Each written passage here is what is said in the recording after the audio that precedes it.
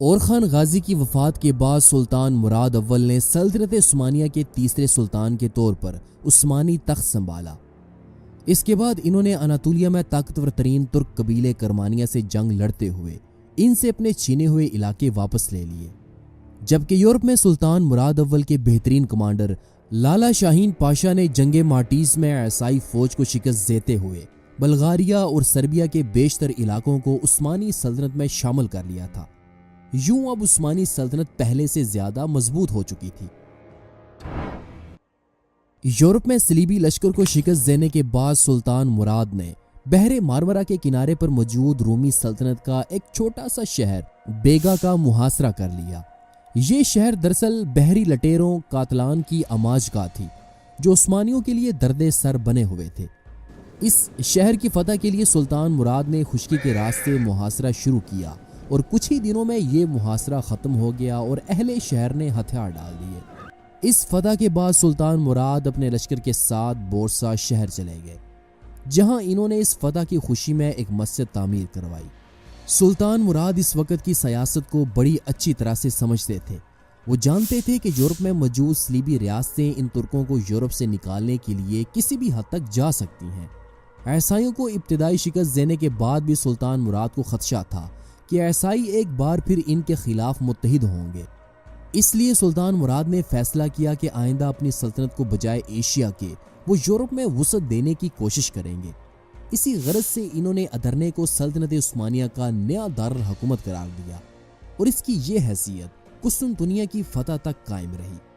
جب سلطان مراد نے دارالحکومت کو یورپ میں منتقل کیا تو اس وقت ادرنے شہر کے چند 100 کلومیٹر کے فاصلے پر موجود ہمسائی بلغار ریاست کی حالت انتہائی نازک تھی، کیونکہ یہاں ایک سال پہلے یعنی کہ 1365 عیسوی میں بلغاری شہنشاہ ایوان الیگزینڈر کی موت کے بعد بلغاری سلطنت اس کے 4 بیٹوں کے درمیان تقسیم ہو کر ٹوٹ چکی تھی۔ اس کا سب سے بڑا بیٹا ایوان بلغاریہ کے مغربی حصے کا مالک بنا، جس کا مرکز ودین شہر تھا۔ اس کا چھوٹا بیٹا کارال سیسمان نیکوپولس، ترانو، صوفیا اور سلسٹریا سمیت جنوبی بلغاریہ کے حصوں کو کنٹرول کرتا تھا اور اس کا مرکز ترانوا شہر تھا۔ اس کا تیسرا بیٹا ڈیبروچ بلغاریہ کے مشرقی حصے کا مالک تھا، جس کا مرکز وارنا تھا، جبکہ اس کا چوتھا بیٹا باقی جنوبی بلغاری حصے کا مالک تھا۔ بلغاریہ کے بعد بلقان میں سب سے طاقتور ترین ریاست سربیا کی تھی، لیکن اسٹیفن ڈوشن کی موت کے بعد سربین سلطنت کے بھی ٹکڑے ٹکڑے ہو گئے۔ نیز 1364 عیسوی میں سربوں کو عثمانیوں کے ساتھ جنگ میں ذلت آمیز شکست کے بعد ان کی طاقت کافی حد تک کمزور ہو چکی تھی۔ یوں اب بلغاریہ کی طرح سربیا کا علاقہ بھی سلطان مراد کی عقابی نظروں میں تھا۔ سلطان مراد یورپ کے ان دونوں بڑے ملکوں کی کمزوری سے فائدہ اٹھا کر اپنی فتوحات کو یورپ میں مزید وسیع کرنا چاہتے تھے۔ اس کے لیے انہوں نے مشرقی رومی سلطنت کے ساتھ ایک امن معاہدہ کیا ہوا تھا، جس کی بنا پر سلطان مراد اب ان رومیوں کی جانب سے مطمئن تھے، کیونکہ اس معاہدے کے تحت نہ تو وہ کھل کر عثمانیوں کے خلاف جنگ لڑ سکتے تھے اور نہ ہی وہ کسی دوسری عیسائی سلطنت کا ساتھ دے سکتے تھے۔ لیکن رومی شہنشاہ نے بظاہر تو عثمانیوں کے خلاف کوئی مزاحمت نہ کی، لیکن وہ خفیہ طور پر دوسری عیسائی ریاستوں کو عثمانیوں کے خلاف انہیں اکسانے میں باز نہیں آ رہا تھا۔ رومی شہنشاہ عثمانیوں کے خلاف کسی صلیبی جنگ کے انتظار میں تھا تاکہ وہ عثمانیوں سے اپنے چھینے ہوئے علاقے واپس حاصل کر سکے، اور اس مقصد کے لیے اس نے یورپ میں پوپ کو کئی خطوط بھی لکھے اور دیگر عیسائی بادشاہوں سے اس نے مدد بھی مانگی، جس کے نتیجے میں پوپ کی حوصلہ افزائی سے ایک بحری بیڑا عثمانیوں کے خلاف قسطنطنیہ کی جانب روانہ ہوا اور عیسائیوں کی اس بحریہ نے گیلی پولی پر حملہ کر کے اس پر قبضہ کر لیا۔ یہ قبضہ اس لیے بھی ممکن ہوا کہ ترکوں کو سمندر میں لڑنے کا کوئی خاص تجربہ نہ تھا، اس لیے رومیوں نے ترکوں کی اس کمزوری سے فائدہ اٹھاتے ہوئے گیلی پولی پر قبضہ کر لیا اور یوں یہ شہر پھر رومیوں کے پاس واپس چلا گیا۔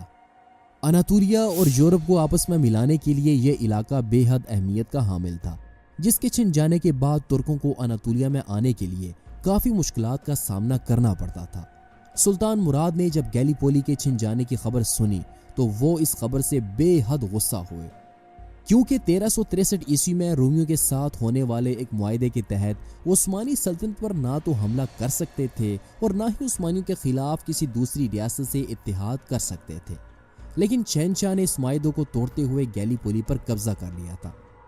سلطان مراد نے شہنشاہ قسطنطنیہ کو جلد از جلد گیلی پولی ترکوں کے حوالے کرنے کا مطالبہ کیا، لیکن شہنشاہ نے سلطان مراد کے خط کا کوئی خاطر خواہ جواب نہ دیا اور اس نے گیلی پولی پر قبضہ برقرار رکھا، جس پر مجبوراً سلطان مراد نے ذاتی طور پر فوج کو تیار کیا اور انہوں نے رومی دارالحکومت قسطنطنیہ کی جانب پیشقدمی شروع کر دی، اور انہوں نے قسطنطنیہ کے قریب رومیوں کے 2 اہم ترین قلعوں پر حملہ کر کے اسے فتح کر لیا۔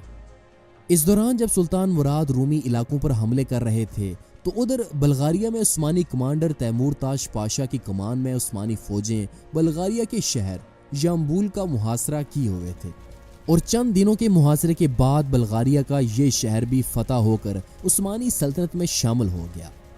سلطان مراد ان ابتدائی فتوحات کے بعد واپس اپنی فوج کے ساتھ ادرنے شہر چلے گئے۔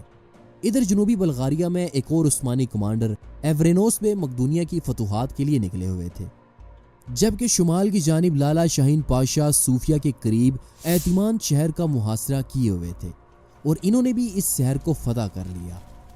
اس شہر کی فتح کے بعد لالا شاہین پاشا سماکوو نامی شہر کی فتح کے لیے روانہ ہوئے، جو لوہے کی اہم کانوں کی وجہ سے مشہور تھا۔ یہ شہر بھی لالا شاہین پاشا نے فتح کر کے اسے عثمانی سلطنت میں شامل کر لیا۔ یوں 1366 سے 1369 عیسوی کے درمیان عثمانیوں نے یورپ میں بیشتر مقبوضات کو فتح کر کے انہیں عثمانی سلطنت میں شامل کر لیا تھا۔ ادھر قسطنطنیہ میں شہنشاہ کو جلد اپنی محکومی کا احساس ہو گیا۔ اس نے 1369 عیسوی میں یورپ کا سفر کیا اور پوپ کی خدمت میں حاضر ہو کر اس نے یورپ کی عیسائی حکومتوں کو سلطنت عثمانیہ کے خلاف ابھارنے کی درخواست پیش کی، اور اس نے پوپ کی حمایت حاصل کرنے کے لیے طرح طرح کی ذلت گوارا کی، یونانی کلیسا کے ان تمام عقائد سے بیزارگی ظاہر کی جو کلیسائے روما سے مختلف تھے، اور مذہبی معاملات میں کلیسائے روما کی برتری بھی تسلیم کر لی، مگر ان تمام باتوں کے باوجود شہنشاہ اپنا مقصد حاصل نہ کر سکا، اور عیسائی حکومتیں ترکوں کے خلاف اعلان جنگ کرنے کے لیے آمادہ نہ ہو سکیں۔ شہنشاہ ناکام و نامراد ہو کر قسطنطنیہ کو واپس نکل پڑا، اور واپسی میں جب وہ وینس سے گزر رہا تھا تو وہاں کے بعض ساہوکاروں نے جن سے روم کے سفر کے لیے اس نے روپیہ قرض لیا تھا، انہوں نے اسے گرفتار کر لیا، اور اس کے پاس اتنا پیسہ نہ تھا کہ قرض ادا کر کے اپنی جان چھڑا سکے۔ اس کا بیٹا اینڈرونیکس، جسے وہ قسطنطنیہ میں اپنا جانشین چھوڑ کر گیا تھا، وہ حکومت کی لذت سے آشنا ہو کر باپ کی رہائی کا خواہش مند نہ ہوا، اس لیے اس نے بھی قرضہ ادا کرنے کی کوشش نہ کی، جبکہ شہنشاہ کے چھوٹے بیٹے نے اپنی املاک فروخت کر کے قرض کی رقم فراہم کی اور شہنشاہ کو آزاد کرایا۔ قسطنطنیہ پہنچنے کے بعد شہنشاہ نے اینڈرونیکس کو حکومت کے تمام عہدوں سے معزول کر کے اس کی جگہ مینویل کو مقرر کر کے اسے اپنے تاج و تخت کا شریک قرار دیا۔ شہنشاہ کا یہ بیٹا اپنی اس حق تلفی پر سخت ناراض ہوا۔ اس نے سلطان مراد کے سب سے چھوٹے بیٹے شہزادے سادوجی کو اس بات پر آمادہ کیا کہ دونوں مل کر شہنشاہ اور مراد کو تخت سے اتار دیں گے اور ان کی جگہ خود فرما روا بن جائیں گے۔ سلطان مراد اس وقت ایشیائے کوچک میں تھے، اور سادوجی اس وقت یورپ میں ترک سپاہ کا افسر اعلیٰ تھا۔ اس نے سلطان مراد کی غیر موجودگی سے فائدہ اٹھا کر فوراً بغاوت کا اعلان کر دیا۔ ادھر اینڈرونیکس نے بھی 9 عمر بازنطینی امراء کی ایک جماعت اپنے ساتھ ملا کر شہنشاہ کے خلاف جنگ کی تیاری شروع کر دی تھی۔ ان شہزادوں کی متحدہ بغاوت نے خطرناک صورتحال اختیار کر لی تھی۔ سلطان مراد یہ خبر سنتے ہی یورپ پہنچے۔ شہنشاہ نے اینڈرونیکس کے جرم سے اپنی برات پیش کی اور اس فتنے کو ختم کرنے کے لیے پوری آمادگی کا اظہار کیا۔ اس نے سلطان مراد کی یہ تجویز بھی منظور کر لی کہ گرفتاری کے بعد دونوں شہزادے اپنی بینائی سے محروم کر دیے جائیں گے۔ سادوجی کی فوج نے اپنے سلطان کی زبان سے عام معافی کا اعلان سن کر انہوں نے باغی شہزادے کا ساتھ چھوڑ دیا۔ سادوجی اینڈرونیکس اور نوجوان بازنطینی امراء گرفتار کر کے سلطان مراد کے سامنے لائے گئے۔ سلطان مراد نے پہلے سادوجی کی آنکھوں میں گرم سیسا پگھلا کر اسے اندھا کر دیا اور پھر اسے قتل بھی کرا دیا۔ بازنطینی امراء دریائے مارٹیزا میں غرق کر دیے گئے۔ شہنشاہ نے حسب وعدہ اس کی آنکھوں میں بھی سیسا ڈلوا دیا۔ ان واقعات کا نتیجہ یہ ہوا کہ شہنشاہ کو ایک جدید معاہدہ کرنا پڑا، جس کی روح سے اس نے سلطنت عثمانیہ کی باج گزاری از-سر-نو تسلیم کی، عثمانی لشکر میں فوجی خدمت انجام دینے کا وعدہ کیا، اور ضمانت کے طور پر اپنے بیٹے مینویل کو اس نے سلطان مراد کی خدمت میں بھیج دیا۔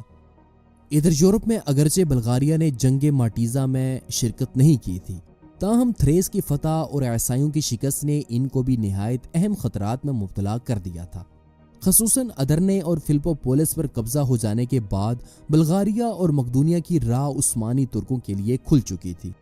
اس لیے سلطان مراد کو شروع میں تو ان کی متحدہ طاقت سے مقابلہ پیش نہیں آیا تھا، لیکن جب 768 ہجری بمطابق 1366 عیسوی اور 771 ہجری بمطابق 1369 عیسوی کے درمیان جب عثمانی فوجیں بلغاریہ میں بڑھتی چلی گئیں اور انہوں نے کوہ روڈوب تک وادی مارٹیزا پر قبضہ کر لیا، تو سرویا اب تک بلغاریہ کا شریک نہ تھا۔ لیکن سلطان مراد کی ان فتوحات کے بعد اس نے بلغاریہ سے مل کر ترکوں کو ختم کرنے کا فیصلہ کیا۔ چنانچہ 773 ہجری بمطابق 1371 عیسوی میں سربیا اور یونان کی متحدہ افواج عثمانی سلطنت کی جانب بڑھنے لگیں تاکہ وہ ان عثمانی ترکوں کو تھریس سے نکال کر اناطولیہ واپس بھیج سکیں۔ مغربی مورخین کے مطابق اس عیسائی فوج کی تعداد 60,000 کے لگ بھگ تھی۔ یہ متحدہ افواج بڑی آسانی کے ساتھ عثمانی علاقوں میں داخل ہو گئی اور اس نے بغیر کسی عثمانی دستے کے مزاحمت کے دریائے مارٹیزا کے ساتھ ساتھ کے علاقوں پر قبضہ کر لیا۔ ادھر ادرنے میں اس وقت عثمانی کمانڈر لالا شاہین پاشا موجود تھے۔ سلطان مراد اس بار بھی اناطولیہ میں گئے ہوئے تھے۔ انہوں نے عیسائی لشکر کی آمد کی خبر سنتے ہی فوری طور پر سلطان مراد کو اناطولیہ میں خبر بھیجی اور مدد کی درخواست کی۔ سلطان مراد یہ خبر سنتے ہی فوراً بورسا شہر سے روانہ ہوئے، لیکن گیلی پولی کا علاقہ رومی سلطنت کے پاس جانے کی وجہ سے سلطان مراد کا یورپ میں داخل ہونا تھوڑا مشکل تھا، جبکہ اس دوران عیسائی لشکر ادرنے کے پاس پہنچ چکا تھا۔ یوں لالا شاہین پاشا نے گزشتہ جنگ کی طرح بغیر کسی کمک کے انتظار میں اس نے عیسائیوں کا مقابلہ کرنے کا فیصلہ کیا۔ ادھر ادرنے شہر پہنچنے تک عیسائی لشکر میں شام ہو چکی تھی۔ عیسائی افواج نے ایک کھلے میدان میں پڑاؤ ڈالا تاکہ وہ رات گزار کر اگلے دن ادرنے شہر پر حملہ کر سکے، لیکن اس دوران حاجی البے عیسائی لشکر کا تعاقب کرتے ہوئے یہاں پہنچ چکے تھے۔ عیسائیوں کی اس اتحادی افواج نے اپنی گزشتہ شکست سے بھی کچھ نہ سیکھا تھا۔ انہوں نے قیام کی رات وہی غلطی دہرائی جو کہ انہوں نے تقریباً 7 سال پہلے کی جنگ کی رات کو دہرائی تھی۔ اس دوران لالا شاہین پاشا بھی اپنی فوج کے ساتھ یہاں پہنچ چکے تھے۔ اب اگر میدان جنگ میں دونوں لشکر آمنے سامنے لڑتے تو ترکوں کے لیے فتح حاصل کرنا مشکل تھا، کیونکہ عیسائی افواج تعداد میں عثمانیوں سے کہیں زیادہ تھی۔ اسی لیے عثمانیوں نے رات کے وقت عیسائی لشکر پر حملے کا منصوبہ بنایا۔ جب گہری رات چھا چکی تھی تو اس وقت لالا شاہین پاشا اور حاجی البے اپنے اپنے سپاہیوں کے ساتھ عیسائی لشکر کی جانب چل پڑے۔ حملے سے پہلے پہاڑوں سے ڈھولوں کی آواز نے رات کی تاریکی کو مزید خوفناک بنا دیا تھا، اور اس کے ساتھ ہی نعرے تکبیر کی بلند صدا کے ساتھ عثمانی ترک عیسائی لشکر پر ٹوٹ پڑے۔ عیسائی لشکر جس کا بیشتر حصہ تو سویا ہوا تھا، جبکہ کچھ حصہ شراب کے نشے میں مدہوش پڑا تھا، یوں اچانک تکبیر کی آوازوں سے حیران اور پریشان ہو گیا۔ عثمانیوں کا حملہ اس قدر اچانک اور شدید تھا کہ عیسائیوں کو سنبھلنے کا موقع ہی نہ ملا۔ عثمانی فوج کا اصل نشانہ شہنشاہ اور فوج کے اعلیٰ کمانڈروں کا خیمہ تھا۔ رات کے اندھیرے میں عیسائی سپاہی عثمانی تلوار کا نشانہ بنتے ہوئے گاجر مولی کی طرح میدان جنگ میں گر رہے تھے، اور یوں عثمانیوں نے یہ جنگ جیت لی۔ اس جنگ کی فتح کے بعد بہت سا مال غنیمت اور قیدی عثمانیوں کے ہاتھ لگے۔ یہ فتح عثمانیوں کے لیے بے حد سود مند ثابت ہوئی، کیونکہ اس فتح کے بعد کوہ بلقان تک بلغاریہ کا سارا علاقہ سلطنت عثمانیہ میں شامل کر لیا گیا تھا۔ دوسرے سال لالا شاہین پاشا اور عثمانی فوج کے دوسرے مشہور جنرل ایفرینوس بے نے مقدونیہ پر حملہ کیا، جو سٹیفن ڈوشن کے زمانے سے سرویا کا ایک صوبہ تھا، اور کوالا ڈروما اور سریز کے شہروں کو فتح کرتے ہوئے دریائے درواڑ کو عبور کر کے انہوں نے قدیم سرویا، البانیا اور بوسنیا میں داخل ہو گئے۔ لازار شاہ سرویا نے شکست کے بعد سلطان مراد کی اطاعت قبول کر لی۔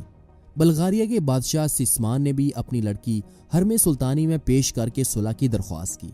چنانچہ بلغاریہ کا وہ حصہ جو کوہ بلقان کے شمال میں واقع تھا اور اس وقت تک سلطنت عثمانیہ میں شامل نہیں کیا گیا تھا، اس کی حکومت میں رہنے دیا گیا۔ اس کے بعد 783 ہجری بمطابق 1381 عیسوی تک سلطان مراد اپنے ایشیائی مقبوضات کی توسیع اور استحکام میں مصروف رہے، اور 783 ہجری میں انہوں نے پھر سربیا کا رخ کیا اور عثمانی فوج نے دریائے درواڑ کو عبور کر کے مناصر پر قبضہ کر لیا۔ 1385 عیسوی میں صوفیہ فتح ہوا۔ سسمان کو اپنی ملکہ اور خاندان کے ساتھ گھٹنے ٹیک کر سلطان مراد سے رحم کی درخواست کرنی پڑی۔ سلطان مراد نے سالانہ خراج قبول کر کے اسے بلغاریہ کے تخت پر قابض رہنے کی اجازت دے دی۔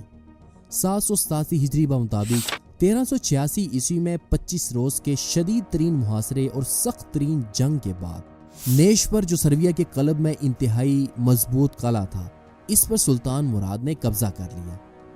سرویا نے اب 1000 پونڈ نکری سالانہ خراج اور عثمانی لشکر کے لیے 1000 سوار دینے کا وعدہ کر کے سلطان مراد اول سے صلح کر لی۔